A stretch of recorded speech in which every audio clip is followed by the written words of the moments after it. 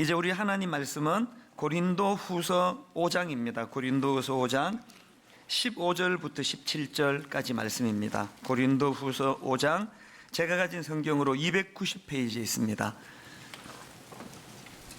고린도후서 5장 15절부터 17절까지 우리 한 목소리로 합심해서 같이 읽도록 하겠습니다.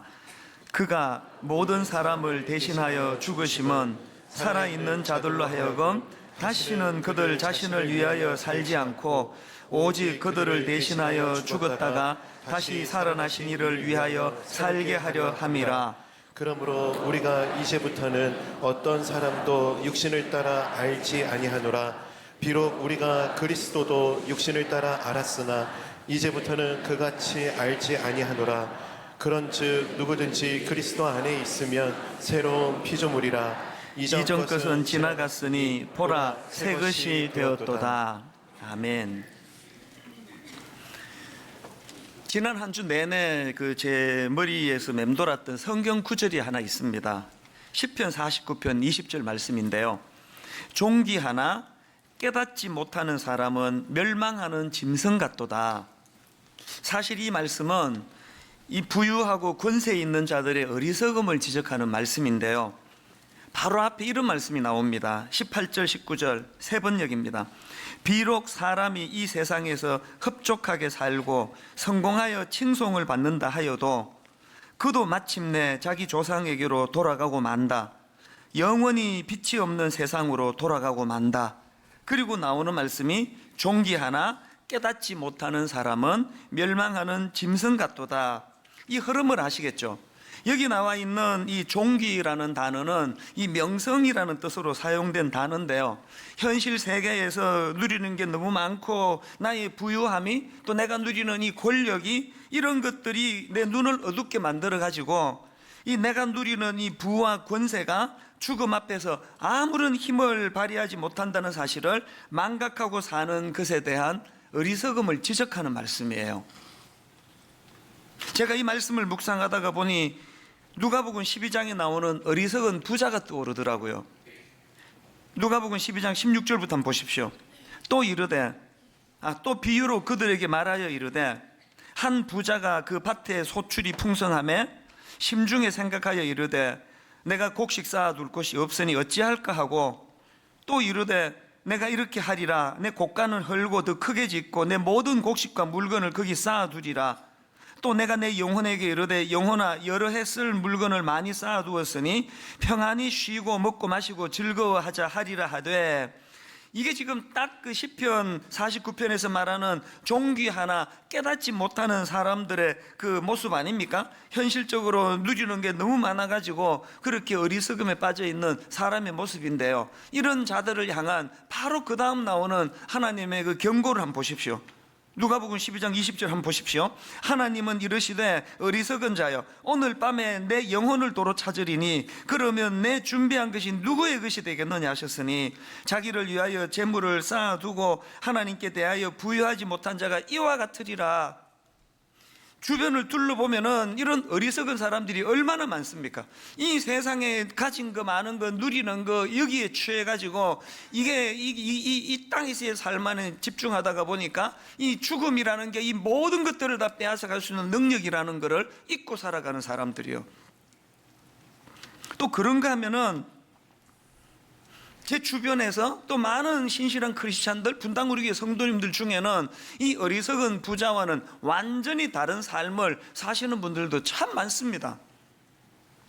지금 우리가 추진하고 있는 가평 우리 마을, 이제 거의 전체 청사진이 지금 이제 다 나오기 때문에 아마 올 상반기 중으로는 여러분들에게 잘 브리핑해 드릴 수 있을 것 같은데 전문가들이 지금 굉장히 잘 준비하고 있습니다. 지금 가평 우리 마을이 어떻게 시작이 된 겁니까? 그 두 가정, 신실한 그 두 분에 의해 가지고 이런 일이 시작된 거 아닙니까? 한 분은 연로하신 그 권사님, 연세 많으신 권사님이 평생 일구어 놓으신 재산을 그 42억을 그 통장하고 도장하고 그래가지고 맡기고 가는 것으로부터 시작이 된 거 아닙니까? 처음에 이 권사님이 이제 이걸 교회에다 기증하고 싶다 했을 때요, 말렸습니다. 권사님, 제가 아무리 염치가 없어도 권사님 한 평생 한 가족이 일구어 놓은 이 재산을 주신다고 어떻게 넙죽 받겠습니까? 장애인을 위해서 또 선한 일 하고 싶으시면 권사님이 하시고 제가 도와드리겠습니다. 오히려 제가 말렸습니다. 좋은 뜻으로 2년을 싸웠습니다. 못 받겠습니다. 받으셔야 됩니다.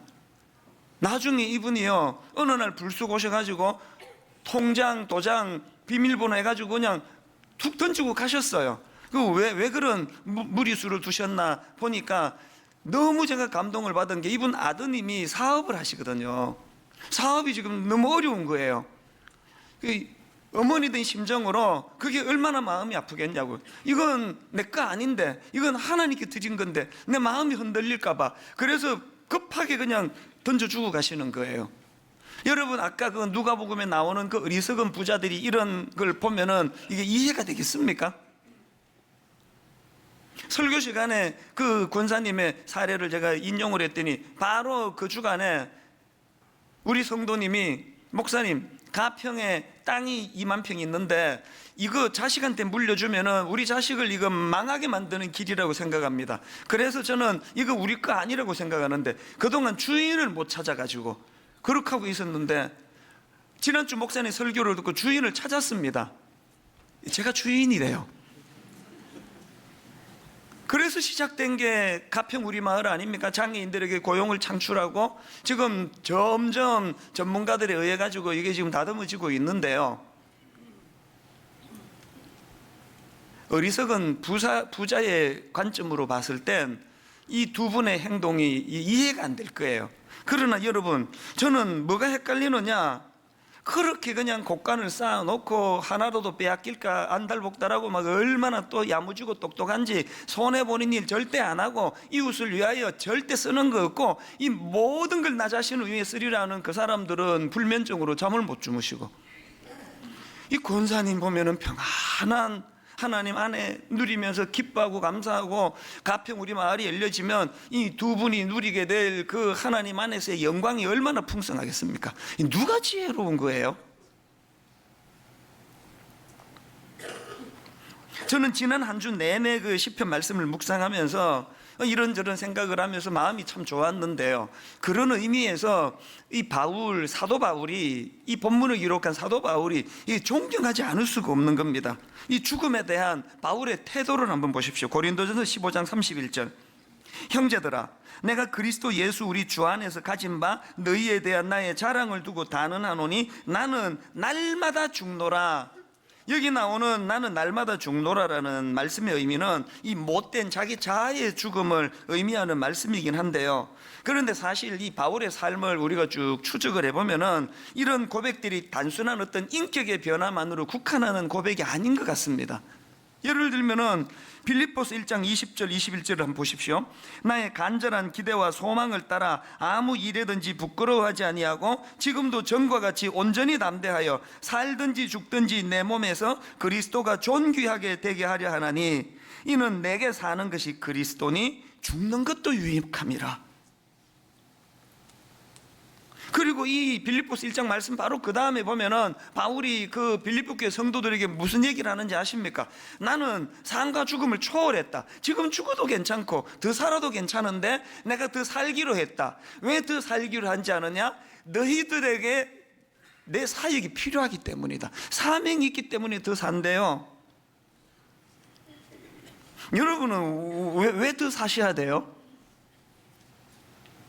이렇게 아까운 거 지금 이거 지금 다 쓰고 죽으려면 한 300살을 살아야 되는데 이걸 두고 내가 어떻게 죽냐고. 나 눈 못 감습니다. 그래서 더 살아야 되시는 겁니까? 이런 면에서 저는 바울이 정말 부럽거든요. 바울은 이 땅에서의 죽음을 텐트를 긋는다고 표현해요. 사명이 다 끝나면 텐트 툴툴 걷어가지고 집으로 가서 이제 제대로 된 삶을 살겠다고 바울은 죽음을 그렇게 이해하고 있습니다. 그래서 저나 여러분 모두가 다 바울처럼 이 땅에서의 삶이 역할이 다 끝나면 훌훌 털고 미련 없이 죽음의 공포 없이 여한 없이 마치 이 땅에서의 삶의 마무리를 텐트 걷듯이 참 소풍길 즐겁게 잘 살았다, 그렇게 살 수 있고 또 그렇게 죽을 수만 있다면 얼마나 좋겠습니까? 오늘 우리가 이 시편에 나오는 어리석은 부자와 또 바울과의 결정적인 차이를 잘 분석해 봄으로써 정말 우리가 바울과 같은 그런 죽음관, 이거를 가지게 되면 좋겠는데요. 이런 맥락에서 본문을 보면은 여러분, 지금 바울이 나는 날마다 죽노라라는 고백을 했는데요, 그 고백은 고린도전서 15장에 나오지 않습니까? 고린도전서 15장은 다 아시다시피 부활장이에요. 그래서 바울이 고린도전서 15장 31절에서 나는 날마다 죽노라 그런 고백을 했는데요, 바로 그 앞에서 바울이 무슨 고백을 하는지 한번 들어보십시오. 그 15장 3절부터 한번 보십시오. 내가 받은 것을 먼저 너희에게 전하였노니 이는 성경대로 그리스도께서 우리 죄를 위하여 죽으시고 장사 지낸 바 되셨다가 성경대로 사흘 만에 다시 살아나사 게바에게 보이시고 후에 12제자에게와 그 후에 500여 형제에게 일시에 보이셨나니 그 중에 지금까지 대다수는 살아있고 어떤 사람은 잠들었으며 그 후에 야고보에게 보이셨으며 그 후에 모든 사도에게와 그리고 마지막 8절 맨 나중에 만삭되지 못하여 난 자 같은 내게도 보이셨느니라. 지금 바울이 어떻게 나는 날마다 죽노라, 바울이 어떻게 내가 사는 것은 그리스도니 죽는 것도 유익함이라. 여러분, 그 어리석은 부자들처럼 그렇게 죽음에 연연하지 않는 그런 담대함을 바울이 가지게 됐나 보니까 그가 깨달음을 얻었다는 거예요. 깨달음을. 무슨 깨달음입니까? 내게도 보이셨느니라. 장사 지낸 바 되셨다가 성경대로 사흘 만에 다시 살아나사 다메섹 도상에서 예수 그리스도의 십자가와 예수 그리스도의 부활하심에 대한 그 놀라운 사건을 목도하고 그것이 자기 삶 속에 이것이 십자가와 부활하심에 대한 깨달음으로 연결이 되니까, 여러분, 깨달음이 없으면 그 짐승 비슷하다 그러지 않습니까? 그래서 여러분, 아까 읽어드린 말씀 중에서 바울이 어떤 사람은 지금 예수님을, 부활하신 예수님을 목도한, 어떤 사람은 살아있고 어떤 사람은 죽어있고 어떻게 표현하던가요? 어떤 사람은 살아있고 어떤 사람은 잔다 그러죠. 잔다. 이게 바울이 알게 된 깨달음이거든요. 이게 이 땅에서 그게 끝이 아닌 거구나. 이게 이런 깨달음이 사도 바울에게 있었기 때문에 로마서 8장 18절 생각하건대 현재의 고난은 장차 우리에게 나타날 영광과 비교할 수 없다다. 바울이 겪었던 고난은 여러분 다 아시잖아요. 여기에 반해서 우리는 왜 이렇게 약해졌습니까? 걸핏하면 죽겠다 그렇게 살고 싶어 하는데 나오는 말은 맨날 죽겠다 죽겠다. 이게 어떻게 된 일이에요? 우리가 정말 이런 바울의 모습이 부럽다면 하나님께 기도하셔야 돼요. 하나님, 우리도 바울처럼 예수 그리스도의 십자가와 부활하심에 대한 정확한 이해와 깨달음을 허락해 주시기 원합니다. 더 중요한 기도, 그 일이 가능하기 위하여 바울이 그랬던 것처럼 저도 영적으로 다메섹 도상에서 십자가 지시고 부활하신 예수 그리스도를 경험하기 원합니다. 이런 의미에서 저는 오늘 그 예수 그리스도의 십자가와 이 부활하심을 우리가 제대로 깨닫기를 원하는데요, 진짜 우리가 교회만 왔다 갔다 하는 게 아니라 이 부활하신 예수 그리스도를 경험한다면 우리 삶에 혁명이 일어날 거예요. 혁명. 오늘 이 부분을 제가 좀 다룰까 하는데 어떤 혁명이 일어날까요?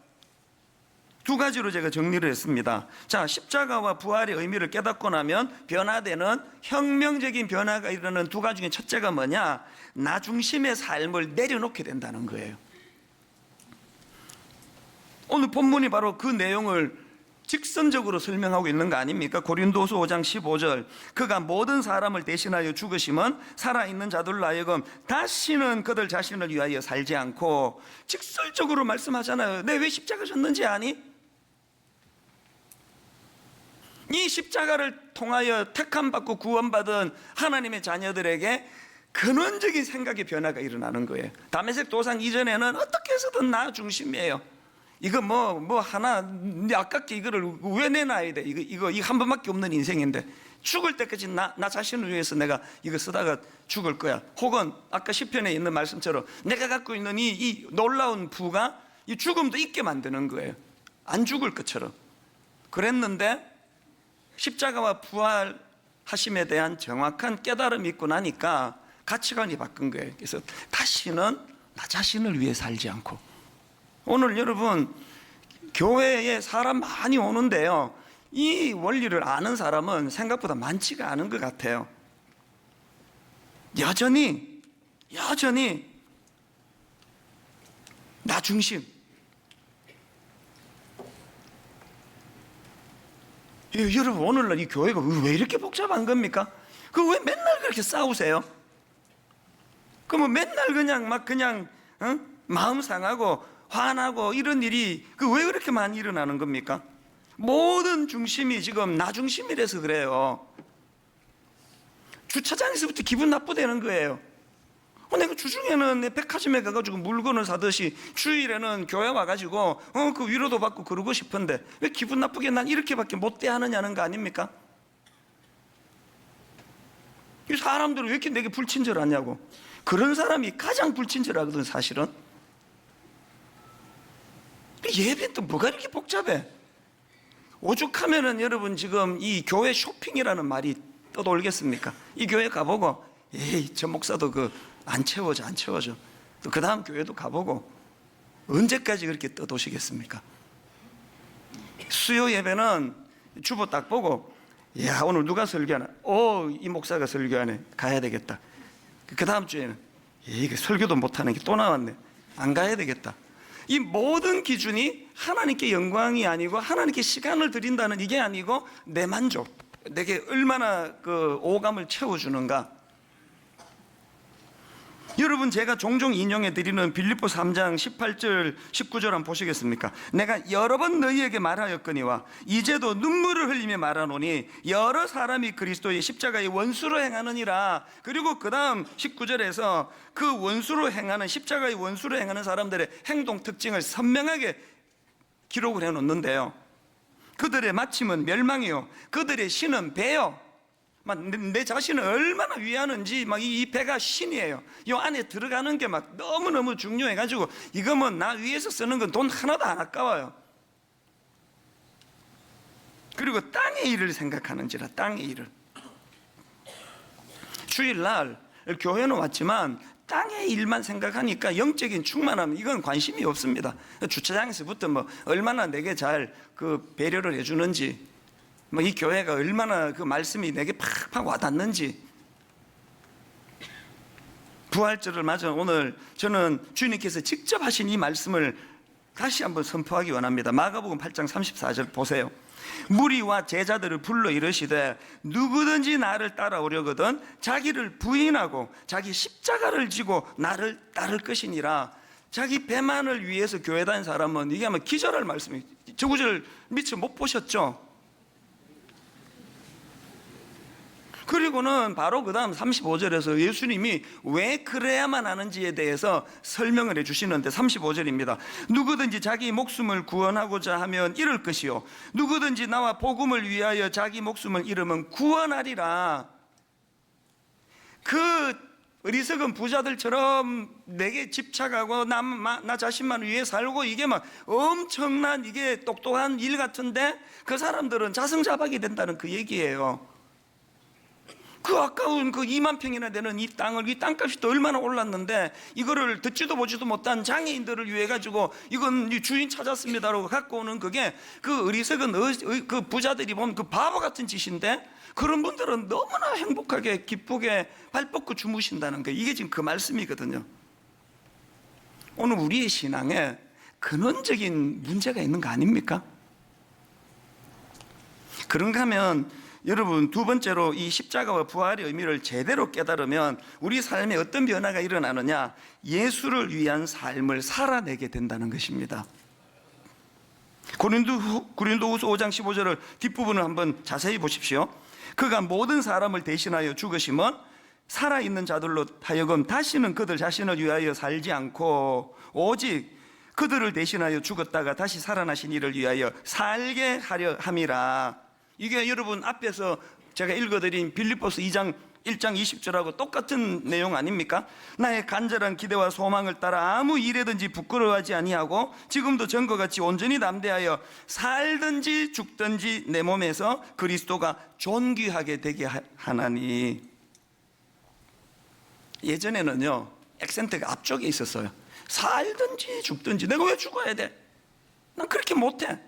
그랬는데 십자가와 부활에 대한 깨달음이 있고 나면은 액센트가 뒤로 가요. 살든지 죽든지 그건 별로 중요하지 않고 내 몸에서 그리스도가 존귀하게 되게 하려니. 오늘 부끄럽게도 저를 위시한 우리 목회자들 또 수많은 성도들이 빌립보스 1장 20절을 다 치우고 그렇게 사는 거 아닙니까?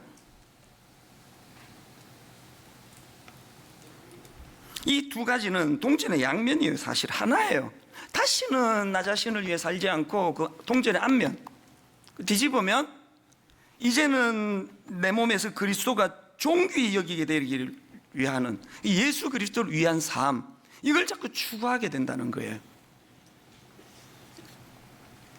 사실은 제가 작년 한 12월 후반부부터 한 2월 한 중순 후반까지요, 극심한 슬럼프에 빠졌습니다.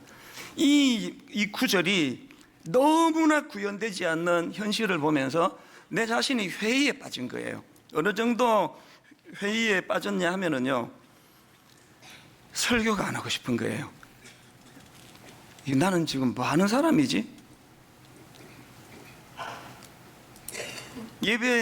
일부 예배 드리시는 분들은요, 아마 그 눈치를 채신 분이 많으실 거예요. 토요일 밤 10시에요. 설교 준비가 안 돼 있어요. 그리고 설교 준비를 안 하고 싶어요. 여러분, 토요일 밤 10시에요. 제가 이런 궁리를 했다면 믿으시겠습니까? 이 시간에 내가 누구한테 전화를 해야 나 대신에 나와서 설교할 수 있는 준비를 갖춘 목사님일까? 토요일 밤 10시에 그 생각을 한 적이 몇 번이나 됩니다. 그래서 일부 예배 나올 때 설교 준비가 안 된 상태로 나온 적이 한두 번이 아니에요. 여러 번 있었습니다. 설교를 안 하고 싶은 거예요. 그리고 또 내 존재가 너무 회의가 오니까요, 이제 이 상태로는 내가 강단에 설 수가 없어서 교회에다가 무급 휴직을 신청해야 되겠다. 1년 동안 이제 내가 이 교회를 떠나야 되겠다. 그렇게 하고 더 심각한 거, 제가 우리 집사람한테 부탁했습니다. 내막도 깊이 얘기도 안 하고요, 내가 지금 당장 교회를 사표 내는 일은 벌려놓은 일이 많아가지고 너무 무책임하니까 한 3년 동안 이거 잘 내가 수습하고, 그렇게 하고 3년 뒤에 내가 이 교회를 사임할 생각인데 당신이 허락해 주면 좋겠다고. 깜짝 놀라죠. 그러나 고맙게도 허락해 줬어요. 제가 왜 이런 병이 들었는지 아십니까? 권투 선수로 치면은 그 잽이라 그러나요? 그 복부를 이렇게 툭툭 치는 거예요.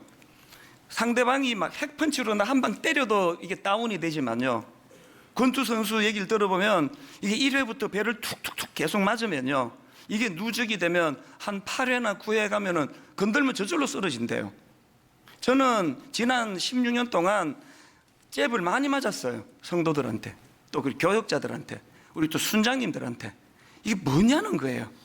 그렇게 눈물 흘리고 은혜 받고 복음 십자가 희생 그러면 막 아멘하고 손 들고 찬양하고 한 20m도 가기 전에 요 운동장 주차하는 데서부터 싸움질하고 멱살잡이하고 남의 차 끌고 도망가고 어떻게 해서든 빨리 가겠다고 그냥 막 새치기를 해대고, 주민들이 전화를 놔가지고 육두 문자로 막 교회가 어떻게 이 모양이냐고 이런 소리를 듣고, 이게 계속 저에게 잽을 맞는 거예요.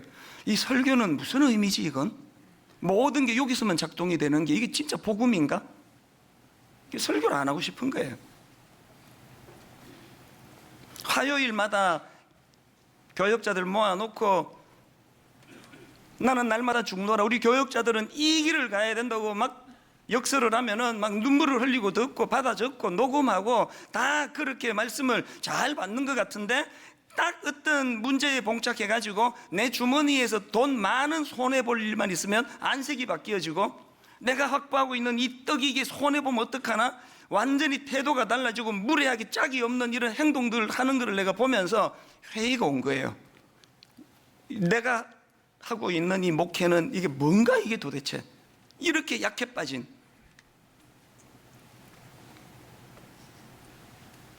제가 전에 말씀드렸죠. 약 장사는 자기가 파는 약 안 먹는다고요. 알거든요. 이게 가짜라는 걸. 한국계 꼴을 보고 내 꼴을 보니까요. 약 파는 그 사람도 사실은 그 약을 안 먹고 약 사간 사람도 사실은 안 먹는 거예요. 이게 딱 오늘 우리 현실 아닙니까? 제 자신이 너무 초라해가지고요. 근데 지금 이 4월달이 될 때까지 제가 계속 나와서 설교하는 거 보니까 그 사이에 뭐 좀 신경의 변화가 좀 일어난 것 같죠. 그리고 또 이게 완전히 회복이 안 되면 절대 설교 시간 안 해요. 신경의 변화가 일어났습니다. 극복했습니다. 완전히 회복했습니다. 그 과정에서 하나님이요, 두 사건을 저에게 경험케 해주셨는데요, 눈물나게 고마운 거예요. 하나는 지난번 여러분 그 2월 18일자 설교 기억하십니까? 로마서 11장 33절부터 36절을 본문으로 설교할 때 바울이 로마서를 전반부와 후반부로 기록하는데 전반부는 교리, 그런데 교리 마무리를 할 때 바울이 고백했던 맨 마지막 36절, 이는 만물이 주에게서 나오고 주로 말미암고 주에게로 돌아감이라 그에게 영광이 세세에 있을지어다. 아멘. 이 말씀을 제가 묵상하다가 하나님이 제게 주신 너무나 놀라운 깨달음이 뭐냐, 나는 네가 그런 누구를 보고 실망하고 어떤 사람을 보고 힘을 얻고 이러지를 않았으면 좋겠다. 바울처럼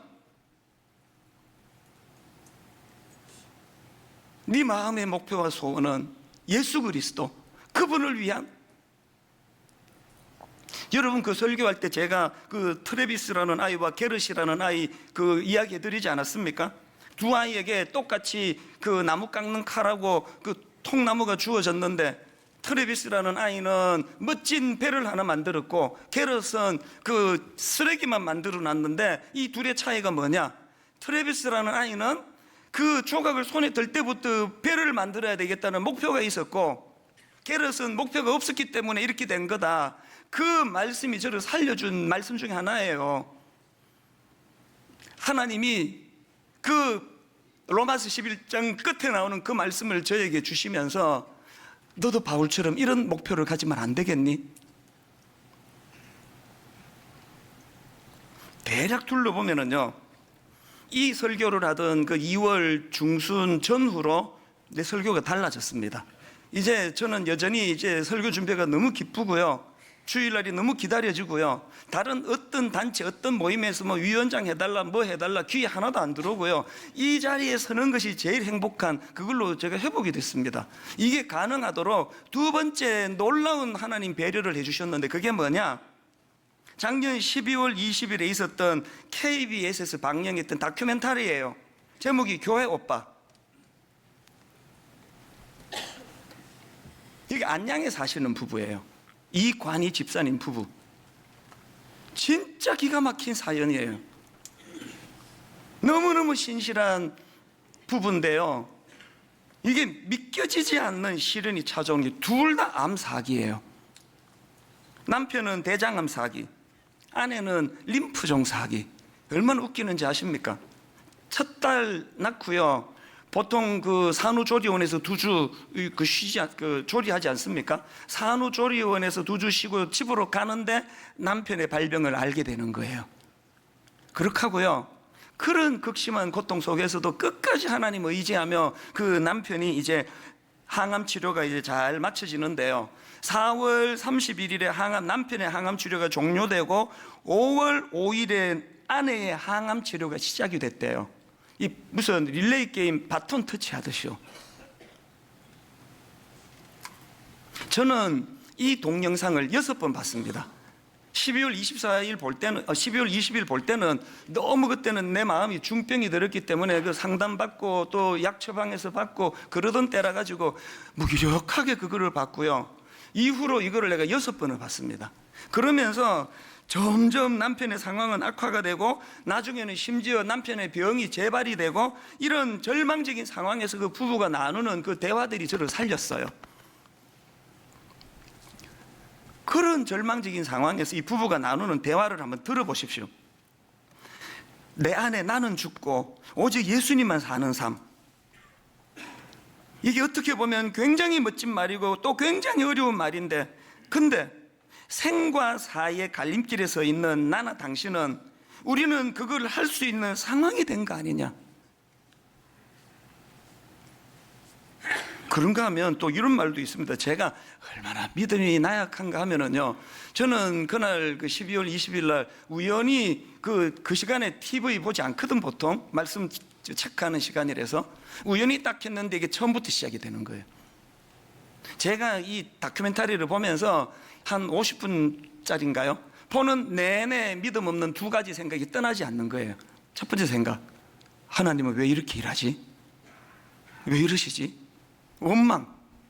두 번째 생각, 끝에는 나아야 되는데, 이 끝에는 낫도록 해야 이게 하나님께 영광이 되는데, 이 생각을 계속하면서 보고 있는데 그 이관희 집사님이 TV 안에서 내 생각을 꿰뚫어 보는 것처럼 이런 대사를 하는 거예요. 자, 들어보세요.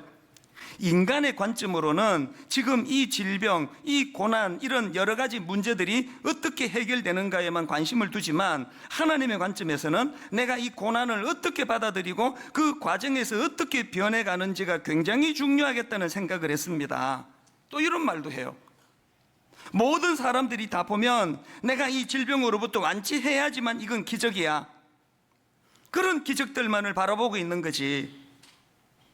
우리가 질병을 만나서 오늘 하루 우리 삶이 이어지고 있다는 것이 얼마나 큰 기적이고 하나님의 은혜인지 우리는 암이라는 질병을 통해 깨달았잖아. 그래서 암 자체는 축복은 아니지만 암을 통해서 얻은 유익이 이런 거란 말이야. 부부간에 나누는 대화예요. 아픈 두 사람이.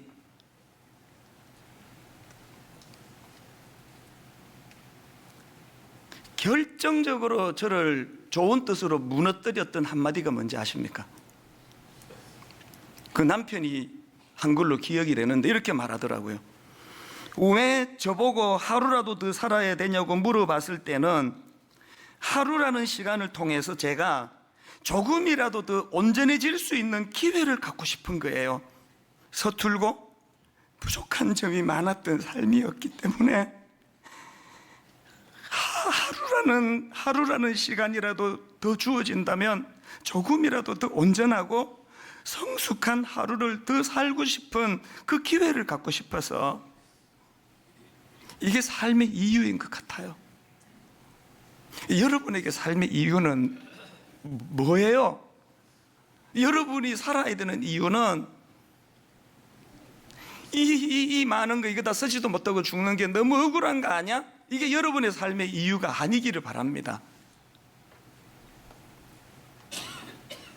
하나님께서 6번에 걸쳐 그 다큐멘터리를 보는데 제게 주신 메시지가 이거예요. 네 눈에는 그 믿음 하나도 없는 엉터리들만 보이냐? 오늘도 이런 부활의 능력, 복음의 능력을 가지고 살아내는 사람이 그렇게 많은 게 왜 네 눈에는 하나도 안 보이니? 저 집사님이 저를 살려줬어요. 내가 어떻게 목회를 해야 되는 건지.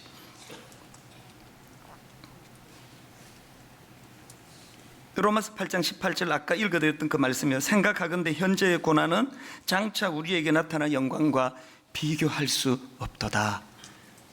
오늘 저와 여러분이 그리스도의 십자가와 부활에 대한 정확한 이해를 가지고 삶을 또 죽음을 초월하는 하나님 의지하는 믿음의 자녀들 되시기 바랍니다. 아까 그 우리 이관희 집사님이 이게 삶의 이유인 것 같아요. 이게 삶의 이유인 것 같아요. 요즘 우리가 내 삶의 이유라 이 찬양 가끔 부르지 않습니까?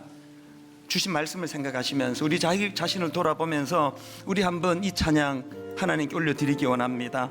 예수는 내 힘이요,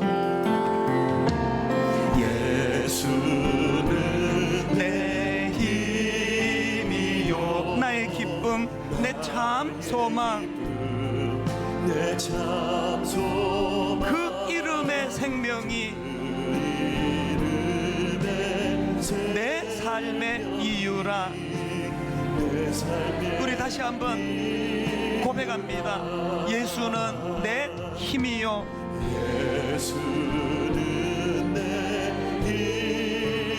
나의 기쁨, 내 참 소망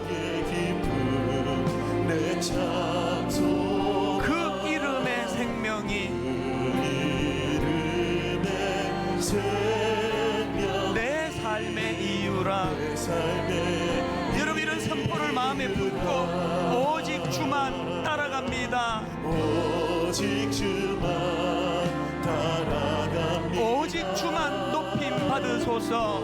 오직 주만 높임 받으소서. 어리석은 부자들과는 다른 삶을 원합니다. 내 평생에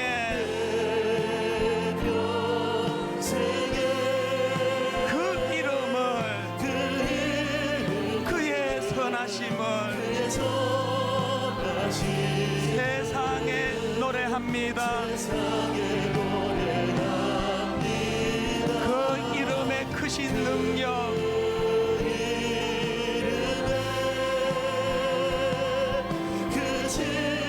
영원한 생명이 내 삶의 이유라. 바울처럼 고백하시겠습니까? 내가 사나 죽으나 그 이름을 위하여 내 모든 것 다 드리니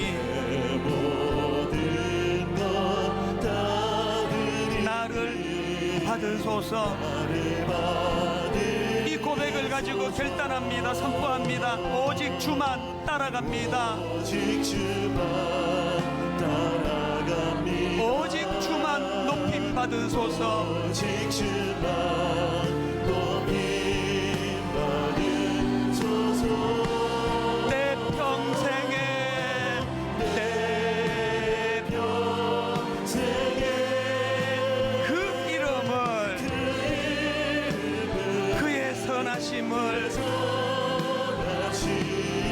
세상에 노래합니다. 그 이름의 크신 능력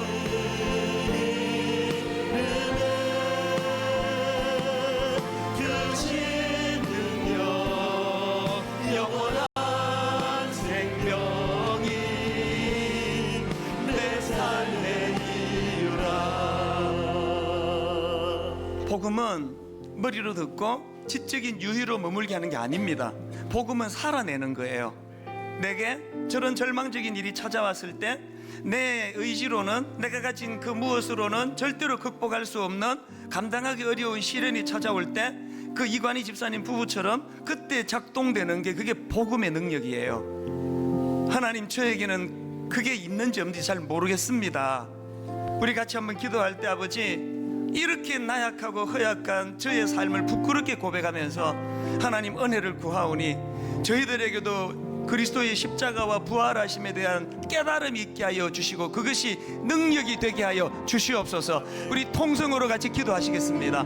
살아계신 하나님 아버지, 이 시간 주님의 은혜를 구합니다. 우리가 주님의 십자가를 제대로 이해한다면, 죽으신 우리가 주님의 부활하심을 제대로 이해한다면, 하나님 아버지, 내가 살고 내가 죽는 것 하나님 앞에 올려드릴 수 있는 그런 결단이 이 깨달음에서 나오는 줄 믿습니다. 그렇게 한순간에 살아갈 수 있기를 다시는 나 자신을 위하여 살지 아니하고 오늘 이 시간 오늘 나를 위하여 십자가 지시고 부활하신 하나님 나도 예수 그리스도를 위하여 사는 인생이 되기를 원합니다. 고백할 수 있는 아등바등 변하게 해주시고 그저 내가 갖고 있는 그 내려놓지 못해서 아버지 하나님 그 은혜가 우리의 삶을 이끌어가는 능력 하나님, 그런 초라한 자리에 빠지지 않도록 도와주시고 그만한 우리의 삶이 될 수 있도록 은혜 허락하여 주시옵소서. 세한 믿음이 작동되도록 그렇게 주님이 도와주시기를 원합니다. 내가 살아주고 아버지 하나님 주님을 위하여 하나님, 바울과 같이 그렇게 주님 앞에 은혜를 믿음으로 고백하며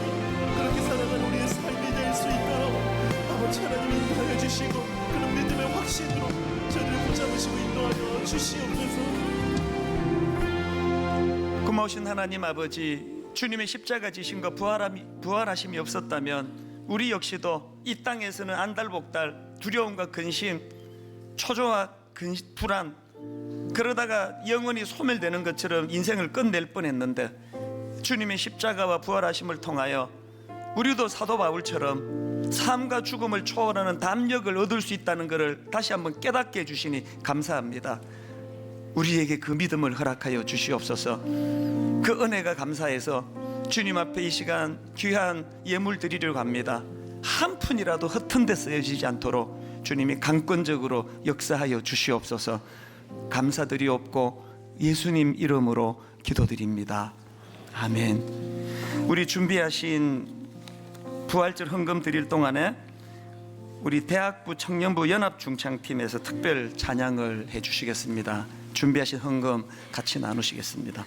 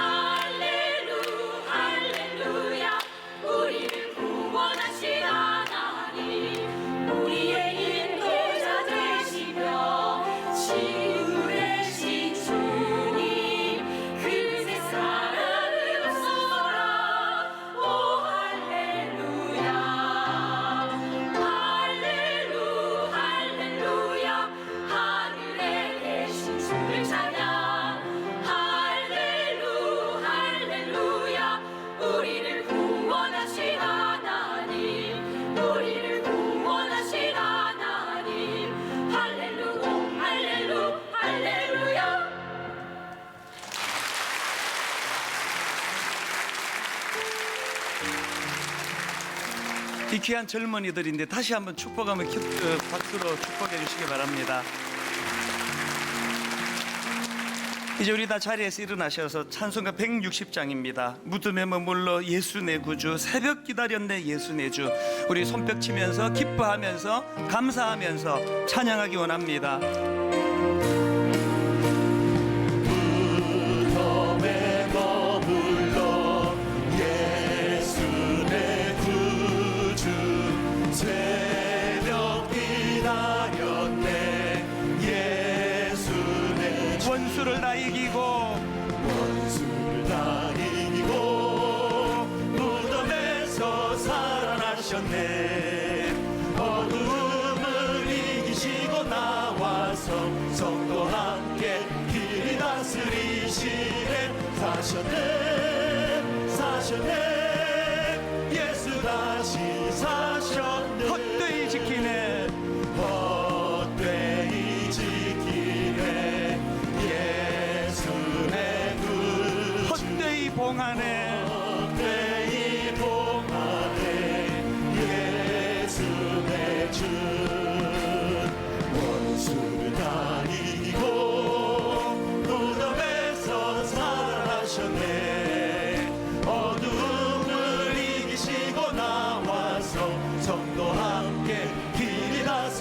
사셨네.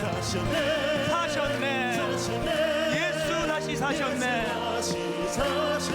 거기 못 가두네.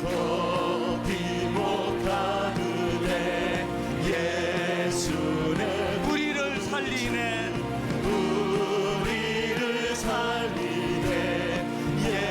예수네 원수를 다 이기고 원수를 다 이기고 무덤에서 살아나셨네. 어둠을 이기시고 나와서 정도 함께 길이 다스리시 사셨네.